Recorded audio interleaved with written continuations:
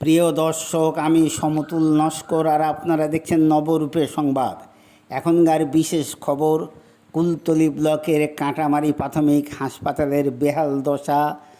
বিশ্বব্যাংকের টাকায় অত্যাধুনিক হাসপাতাল থাকলেও থাকে না ডাক্তার, নার্স, সুইপার। এরা চিকিৎসা করে, ডাক্তার মাঝে মাঝে এসে 1-2 ঘন্টা থেকে চলে যায়।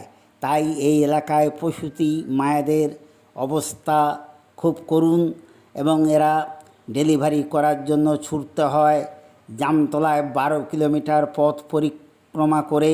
তাই আজকের বিজেপি বিধায়িকা মাননীয়া মাধবী মহলদার মহাশয়া হাসপাতাল পরিদর্শন করতে এসে কিভাবে আধুনিক চিকিৎসা দেয়া যায় তার বিভিন্ন বিষয় আলোচনা করলেন। চলুন শুনে নেওয়া যাক এবং দেখে নেওয়া যাক। দাঁড়িয়ে আছি মাধবী মহল্লার বিজেপি নেত্রী, কুলতলি ব্লক, এবং আমাদের প্রার্থী ছিলেন কুলতলির মানুষের সেবা করতে এসেছেন। কুলতলির মানুষ চিনতে পারেনি। আজ দেখুন, আপনাদের শিক্ষা, স্বাস্থ্য, বাসস্থান নিয়ে লড়াই করে যাচ্ছেন মাধবী মহল্লাদার মহাশয়া, এবং সাথে আছেন আমাদের মণ্ডলের সভাপতি মাননীয় কৃষ্ণ ঢালি সহ বিজেপি দেউলবাড়ি অঞ্চলের নেতৃবৃন্দ। দিদি, আপনি আজ কাঁটামারি হাসপাতালে কেন এসেছেন? এখন প্রথমত বিজেপি গভর্নমেন্ট আমাদের রাজ্যে এসেছে, স্বচ্ছতার সঙ্গে আমরা কাজ চাই। সেজন্য আমি সঙ্গে সঙ্গে ডিএম এর কাছে আমি গিয়েছিলাম। ডিএম থেকে অর্ডার হয়েছে, ডিএম অর্ডার 24 ঘন্টাও সময় নেননি। আমি ডিএম এর কাছে যাওয়া 24 ঘন্টার মধ্যে দেখলাম আমার কৈখালি মাপা শুরু হয়ে গেছে স্বাস্থ্যকেন্দ্র। আমরা চাই আগে আমাদের জমি এরিয়া কতটা আছে স্বাস্থ্যকেন্দ্রে, সেই এরিয়া দেখে নিতে চাই।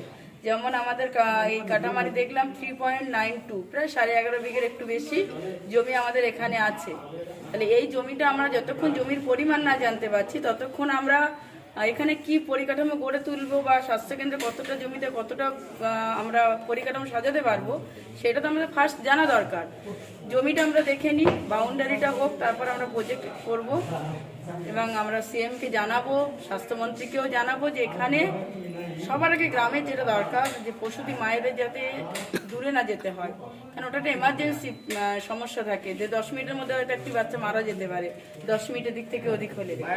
এখানে ওটি ব্যবস্থাতে চালু হয়, এখানে 24 ঘন্টা ডাক্তার পরিষেবা থাকে, পেশেন্ট এখানে অ্যাডমিশন নিতে পারে, সেই ব্যবস্থাটা আমরা দেখবো। এবং এখানে বিল্ডিংটা সুন্দর আছে, শুধু একটু সাজিয়ে নেওয়া দরকার আমাদের, রং করে রুমগুলোকে ঠিক করতে হবে আর পরিকাঠামোটা ঠিক করতে হবে। ডাক্তার জলের ব্যবস্থা থেকে বা ডাক্তারি যে সরঞ্জাম সেগুলো কিছুই নেই।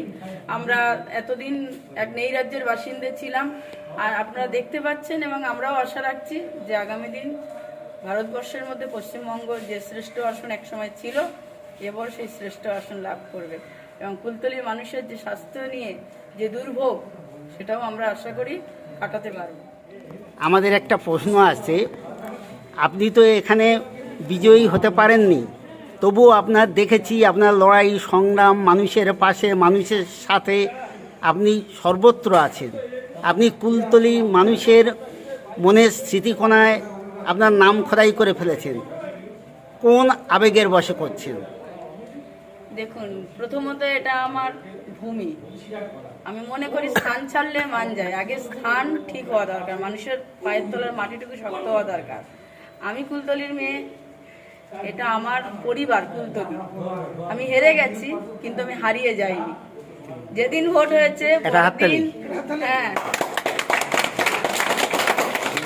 আমাদের সহকর্মী, আমাদের অঞ্চল কনভেনার বাবুদা ভুবনেশ্বরী, ওনাকে মেরেছিল জাকিরের লোকজন। আমি কিন্তু পরের দিন, ভোটের যেদিন গণনা হলো তার ঠিক পরের দিন তাকে আমরা স্বাস্থ্যকেন্দ্রের সমস্ত ব্যবস্থা করেছি, তাকে নিয়ে যাওয়া, ট্রিটমেন্ট করানোর। আমি মানুষকে এইটুকু বলতে চাই, আমি হেরে গেছি কিন্তু আমি হারিয়ে যাইনি, হারিয়ে যাবো না।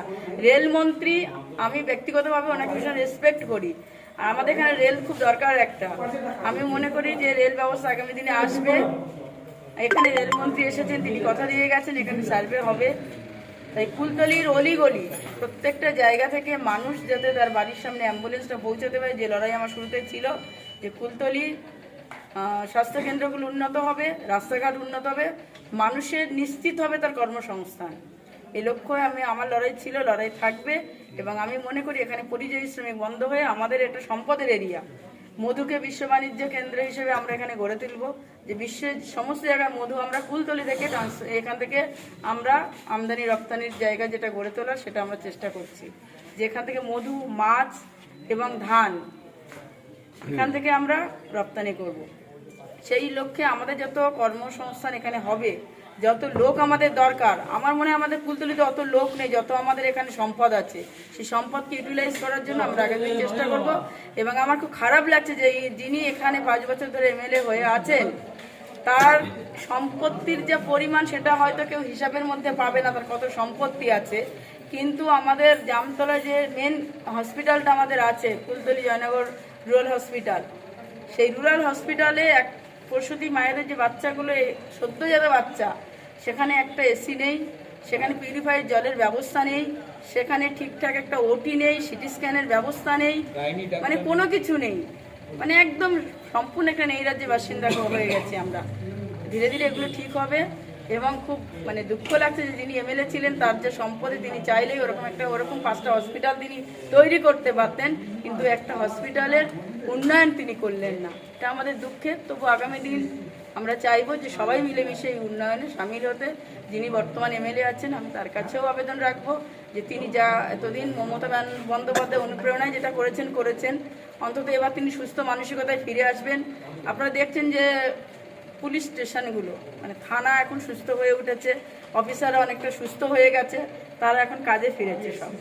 তারা আর মমতা বন্দ্যোপাধ্যায় জয়গান গিয়ে সারাদিন কাটাচ্ছে না, তারা মানুষের কাজ করছেন, ডাক্তারবাবুরাও কাজ করছেন। এবং আমি চাইবো আমাদের এমএলএ সাহেব যিনি এখানে জিতে আছেন, তিনি কাজের সঙ্গে সামিল হবেন এবং উন্নয়নের সঙ্গেও সামিল হবেন।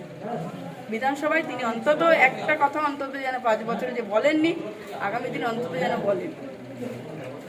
দিদি আপনার নাম?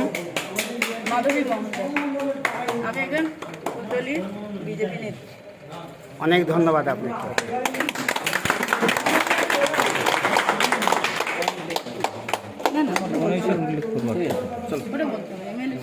আপনার নাম?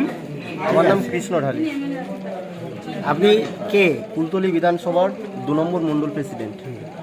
অনেক ধন্যবাদ দিদি।